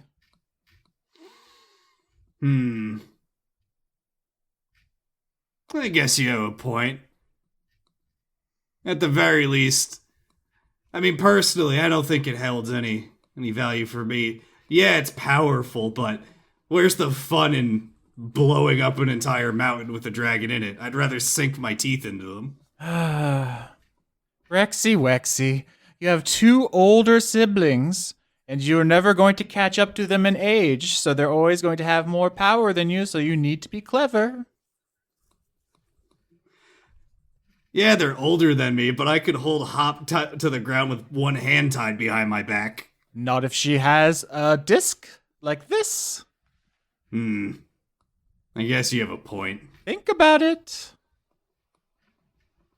Which, by the way, I'm kind of pissed at Hop. She took something from you. Oh, did she? Or did I leave some garbage unattended? No, when we were looking for the carbuncle, and by the way, I apologize for this. It was the only thing we could do in the moment. It was trapped in one of your cursed objects that were being processed. We narrowed it down to 2 things: a trapezoidal little guy. Not my little guy.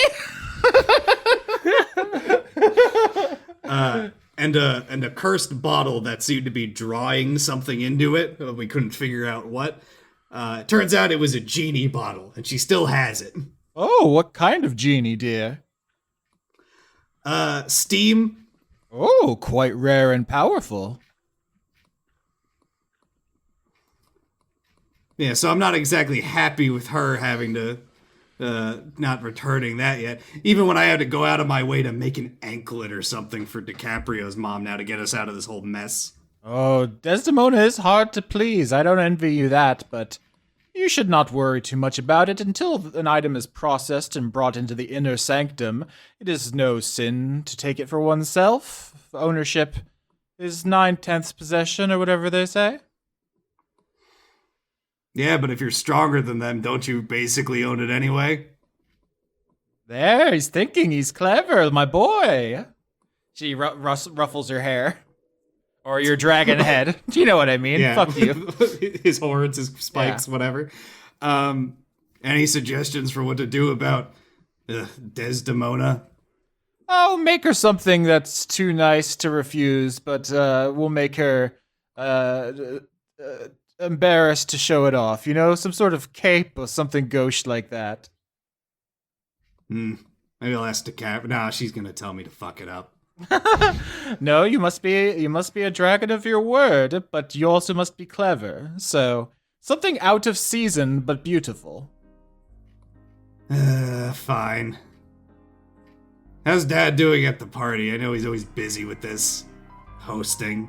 Yes, he's giving all his big speeches about the success of the Gladys Accords and all the arrows of peace. Quite, you know, he's very cute, but he doesn't take as much revelry as he used to. The wings aren't flapping as much as they had been in previous years, so he's mostly watching the games and so forth. I think Rex goes quiet for a minute, and he goes... When she says that he's not like taking part, like his wings aren't what they used to, and he's just gonna ask it because he would. Is he getting weaker? What you lose in joint mobility, you gain in the ability to vaporize foes at 300 yards with your mind. Rex nods because he fully believes that if he felt like it, he could gain any wizardly ability over the course of like a regular human's lifespan. He just hasn't because he doesn't care. Because he has the time to do it and they don't. Yeah. And says, all right. And yeah, he's got nothing more here. He's willing to just go back to the party and start fighting more. He's going to make those frost giants go extinct if nobody stops him. Sure. You have a couple of subplots you're introducing. One, what you're going to do with the Nevinrall's disc, and also we got to make something for Desdemona. Before we go back to a group scene, all the siblings together. Hop, do you want to put anything into motion? Yeah, so the fact that Rex was gonna try and go get Hop in trouble, like, straight away, I think Hop might take Gertrude's advice and might go talk to Dad about this disc. Oh, nice. Yeah, if you want to beat them there, you're all like, oh yeah, we're all gonna meet up, at the big feast or whatever, and you immediately speed over there, and your dad is like watching like a race or something. He has like a big dead animal he's eating as he watches from the cliff. Dad, Rex has a nuke. He won't let me play with it. I don't know if it's even going to be that in terms of tone. I think Hop's going to be a little bit petty about this and is going to try and play it off as if this is a little bit of an accident that she's revealed this to Dad. I think it's going to be like, Dad, it's good to catch up with you. Good to catch up with you. Hello, Optimus. It's been a week. Has it? Mayhaps. It's been like also, one day. Optimus is definitely her legal name now. I assume Rex has already been by and sorted everything out with you. Oh no, I saw him earlier. He's smashing some rat king or something. Very busy boy. Oh yes, I imagine definitely not too busy to have remembered to go drop off that thing to you.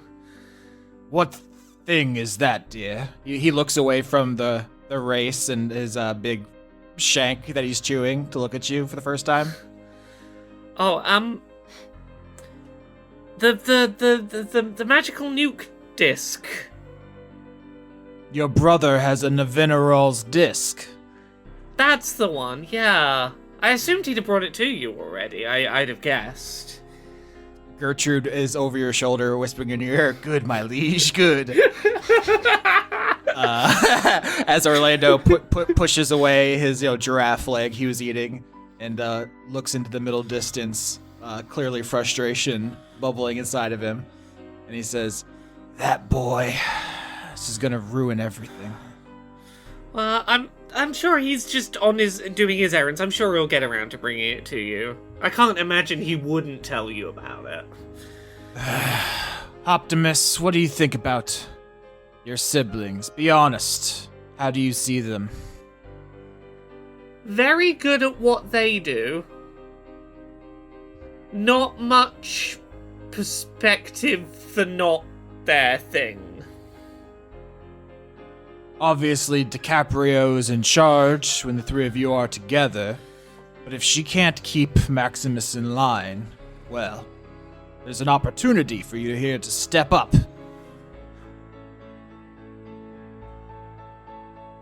Mm-hmm.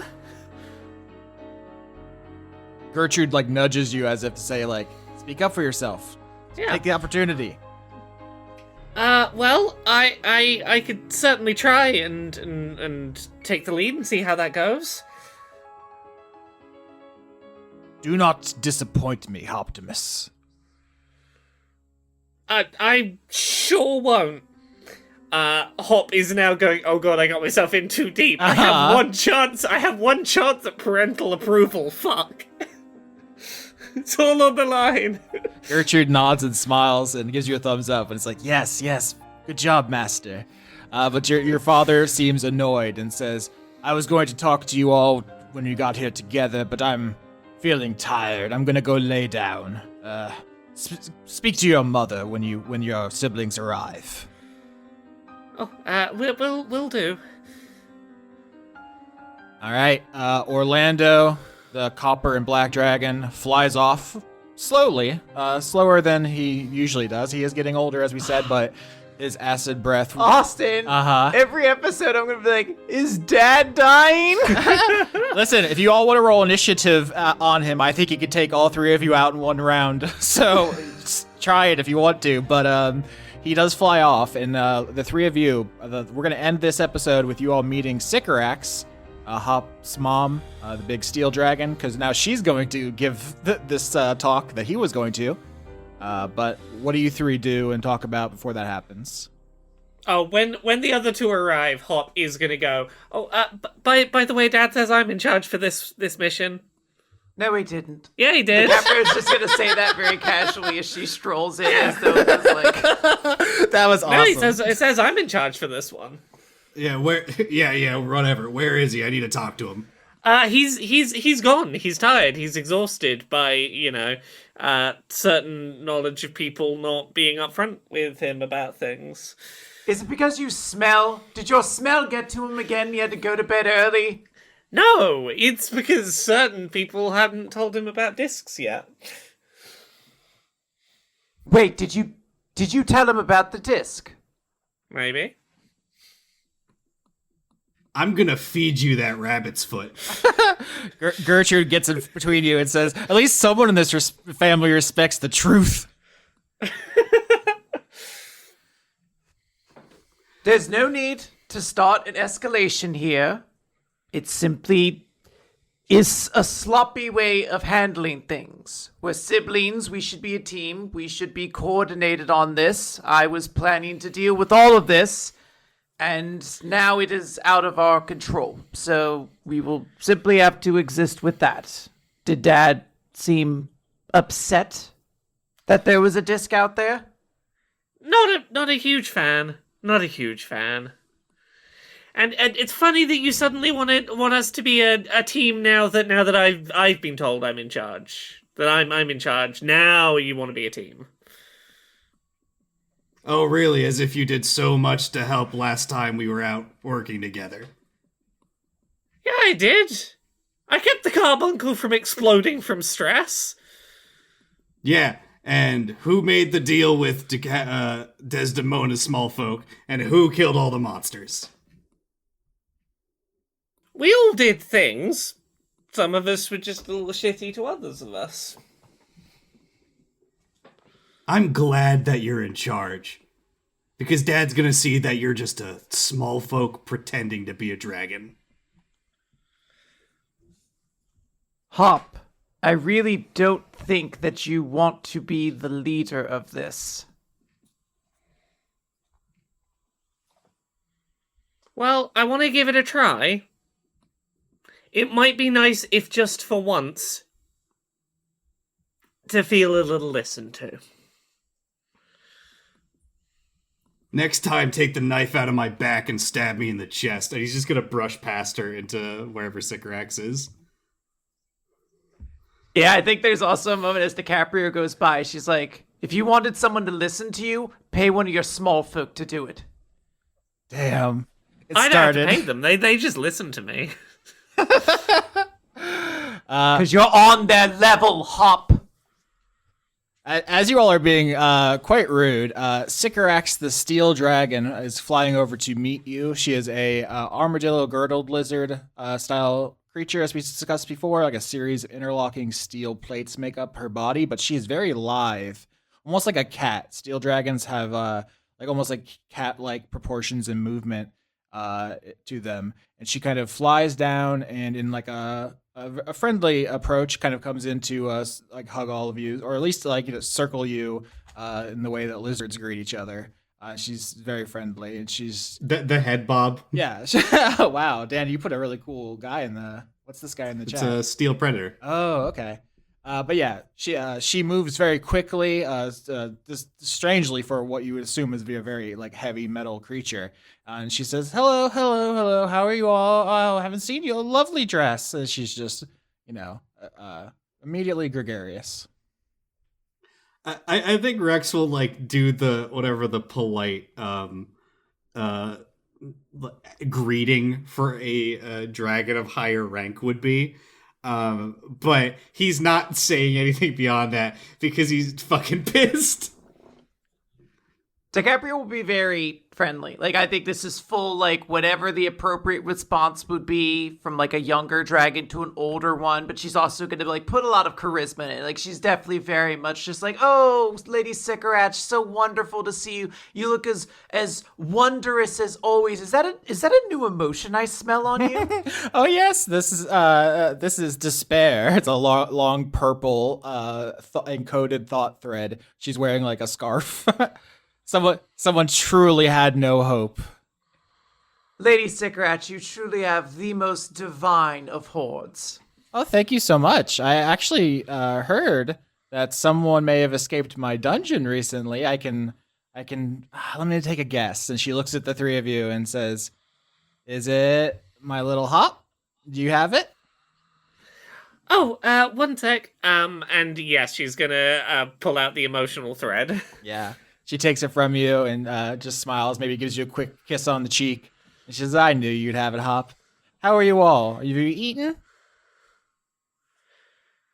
Oh, the frost giants are great. They've been numbing tongues all day. Yeah, I prefer a fire giant, but it's what we have, and I try to be grateful. If you don't mind me asking, Lady Sycorax, what brings you here? Oh, yeah. Actually, your father had a whole big speech he'd been practicing and preparing for, and I believe he had a test for you. It was something about finding a chimera, and then he was going to offer you a job. Catalbopus. But then he said he wasn't feeling well, and he has gone back to his animals. You know how he is. Sleeping the day away.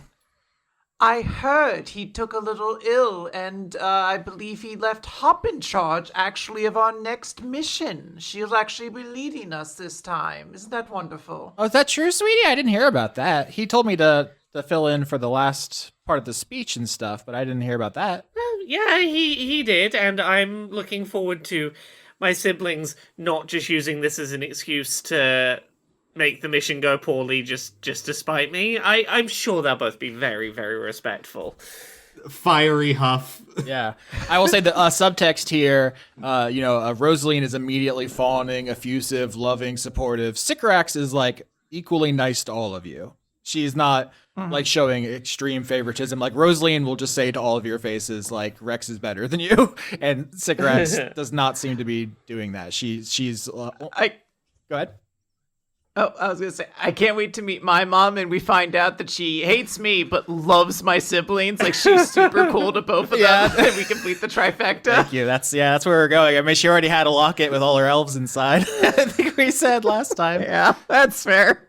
But yeah, Sycorax says, well, you know how your father's the most ancient dragon in the cookies, so he has to enforce the Gladys Accords, make sure everyone turns in or destroys or shares powerful artifacts. Artifacts is what they're called when they're more powerful than a normal item. I'm sure you knew that already. But he's feeling pretty tired these days, and he was hoping that you three could step in and do some horde inspections. He could just order everyone around, but that would create friction and bad blood, and it would just be really helpful if you all could step up and maybe take over some of those duties. I feel like we'd be really good at that. Don't you? Don't you think we'd all be really good at that? Seems like a quick way to make enemies. Uh-huh. Well, that's part of the job description, is not getting caught. Your job will be to sneak into people's hordes as your small folk disguise and look around. And if you see anything, you got to bring it back to take care of it under the Gladys Accords. But you shouldn't be spotted or caught, because that will be bad. Is there a particular horde that we're supposed to investigate first? Well, time is long, and we have hundreds of years to check everybody. I think there's, 2,000 dragons in the Cookie Mountains at this point, so there's no rush, you find them as they come. I think that your father was working through some of the people who haven't been inspected yet. I think the one he was going to ask you all to do was the barrel dragon, Enobarbus. Do you know him? Do I? May I roll a history? Absolutely. That's barrel, Beryl. 29. Holy shit. No, you definitely know that. Crit 25. Oh my god. Okay, you all are actually dogs with Enobarbus. I think, in fact, here's the funny thing. This was going to be true no matter what, but Dan, you crit. Enobarbus, the barrel dragon, that's Beryl. It's a type of gem. His small folk are dwarves. And these dwarves are the most important thing to your backstory as written on your character sheet. So I don't know if you want to tell the audience about that, but this is immediately sticks out to you. These are the fucking dwarves. Yeah, so the key thing from Rex's backstory that we haven't really talked about up to this point, DiCaprio has her stuff with her mom, Hop's dissertation on goblin food, et cetera, et cetera. Rex's whole thing is that when he was really young for a dragon, so, like 50 years old or whatever, he determined that because so many royal items are not sized for a dragon, he would need to be able to make alterations to it so he could actually wear them. And since, crowns are metal, he went, I need to learn how to smith metal properly. So he, leveraging his mother's connections, managed to get himself under an apprenticeship in his smallfolk form, under some master dwarven smiths. The entire time, never once considering that they're going to realize that this multi-year long, apprenticeship, this dragon is not, this human is not aging at all. And at the end of his apprenticeship, he was required to submit a masterwork item. And that item he submitted was his signet ring. The entire time he's competing against other master, aspiring dwarven smiths, and he lost. And this is what he considers to be his one and only failure: the fact that he was not able to beat a dwarf, while he is a dragon, a being of ultimate power. So with a crit, I mean, we can add even more here if you have any particular questions at this point, but that is where you are being asked to inspect, is the lair of this dragon, whose dwarven smiths are like the best in the known world, essentially. So yeah, we with the 29 in a crit, the floor is open to you, but Sycorax is basically laying out the premise of this season. We are finished the tutorial arc. You three are basically spies in a dragon Cold War, because every dragon thinks it is the best and most important person in the world, and they should be able to have whatever they want, even if they agreed not to have nukes. Yeah, I guess the first question: what is Enobarbus hoard? That perfect question. Enobarbus hoards lost ancient technology from before the apocalypse that destroyed the old world. We're gonna get a literal nuke.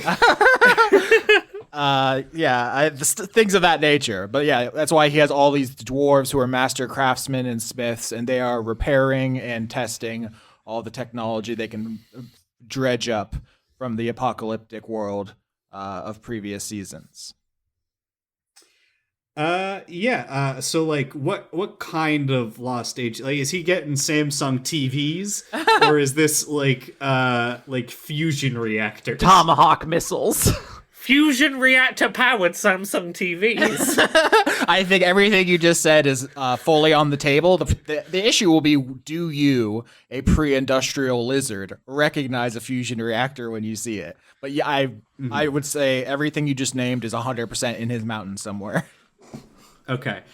What do I know is, like, I guess the crown jewels of his hoard? I mean, that's the question. His most valuable, important, powerful items will be hidden into his inner sanctum, and that's what you three draconic James Bondses are going to have to break in and check. I will put a picture of Enobarbus in. He is, of course, a beautiful, radiant chameleon dragon. Aww. That's pretty good. Every color of the rainbow. If you Google beryl, the gem, you'll see it is clear and colorless in its natural state, but it literally can be every color. Like half of the gems I can name are just different forms of beryl. Like emeralds are beryls. Yeah. Do we know anything going into this about like what the lair is like? Like, is this a factory that we would be pretending to be workers to go into, or is this like are there guided tours? Like, do we know anything about the location we'd be trying to go to? Absolutely. The gemstone caverns that make up his home, this whole mountain, is preternaturally, supernaturally infused with gemstones. Normally in our world, carbon forms gems under extreme pressure, and that's why they're like inside of veins deep in the earth. This mountain was created by god magic, so it is just made of rubies and sapphires, emeralds, all that stuff. It is like a kaleidoscopic, colorful mountain of just all these various things that rare earth metals, right, that go into technology. To make a fusion reactor, you need a bunch of different rocks. Yeah, I think lasers also tend to involve things like quartz too. 100%. Yeah, no, I got lasers written down. I got all kinds of lasers for your ass. Well, Rex, while he's comprehending that he has to deal with the dragon, what he sees here is a rematch opportunity.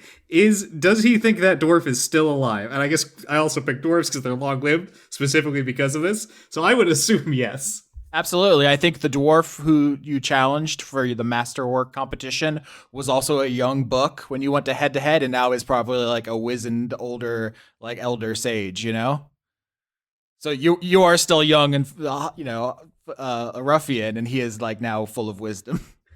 Right. Rex just assumes that this person is the leader of this barrel small folk. Is that true?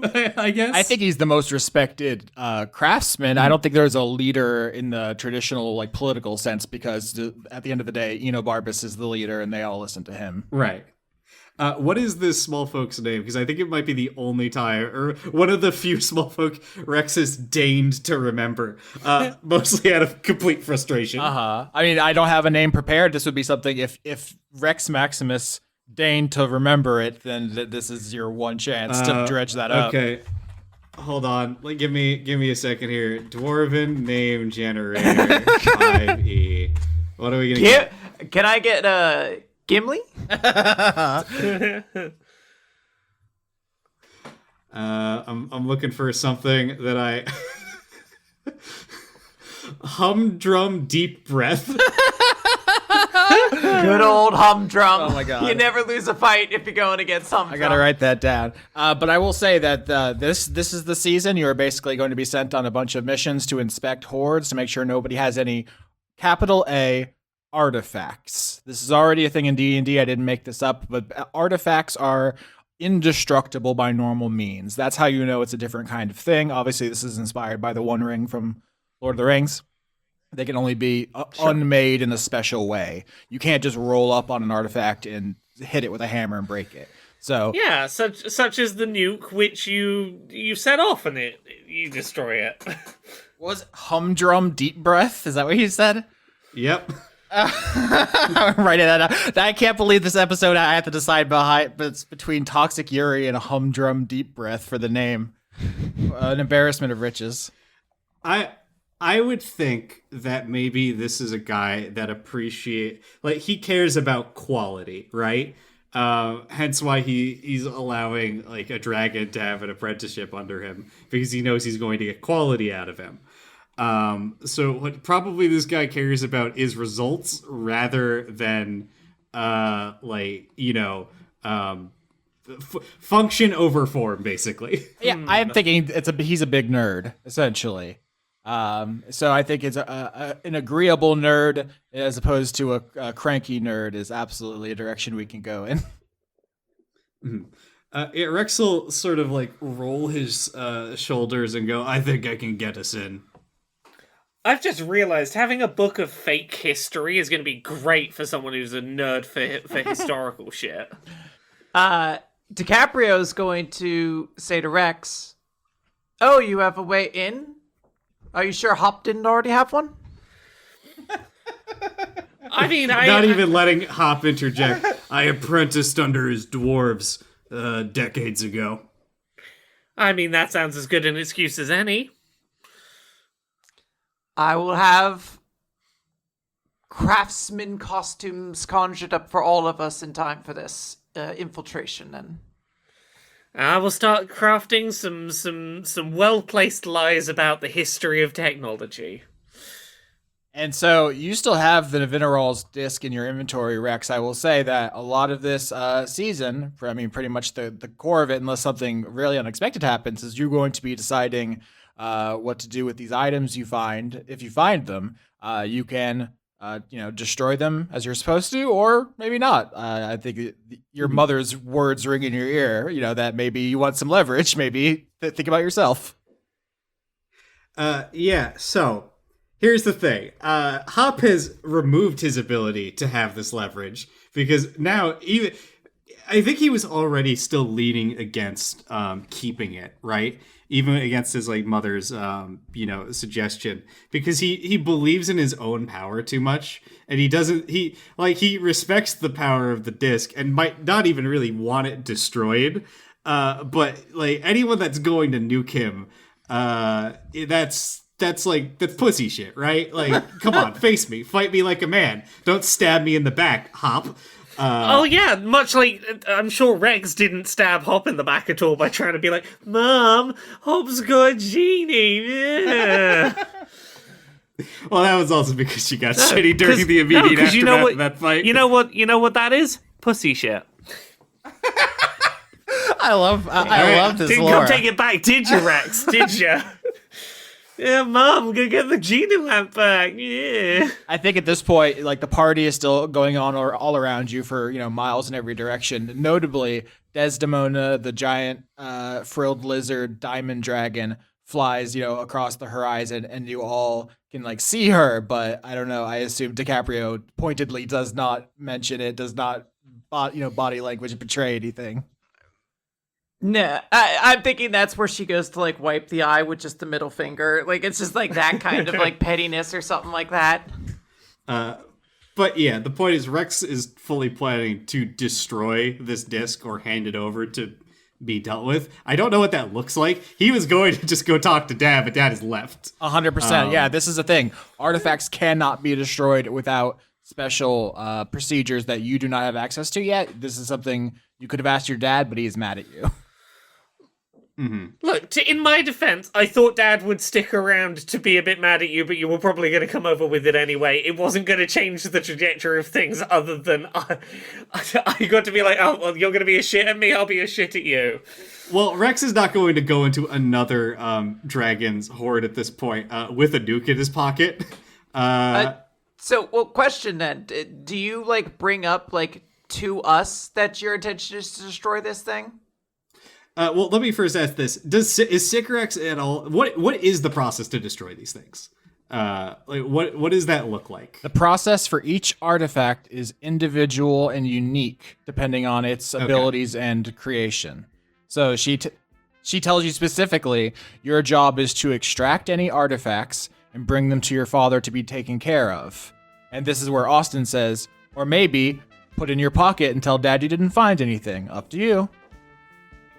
Yeah, that's fair. But the point is, Rex currently has this with him, and he doesn't necessarily just want this sitting in his pocket.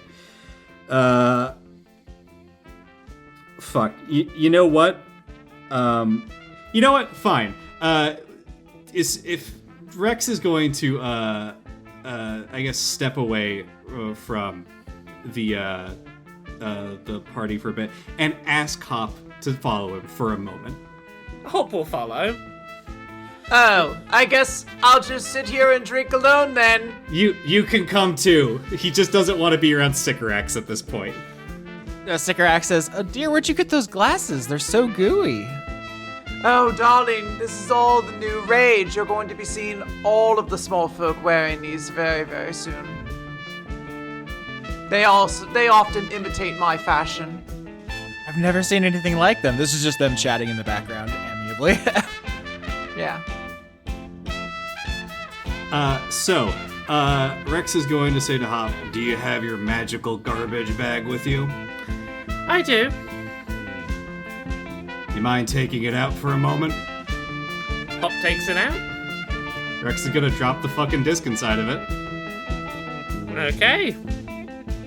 I wanted to hand this over to Dad, but he's left the party.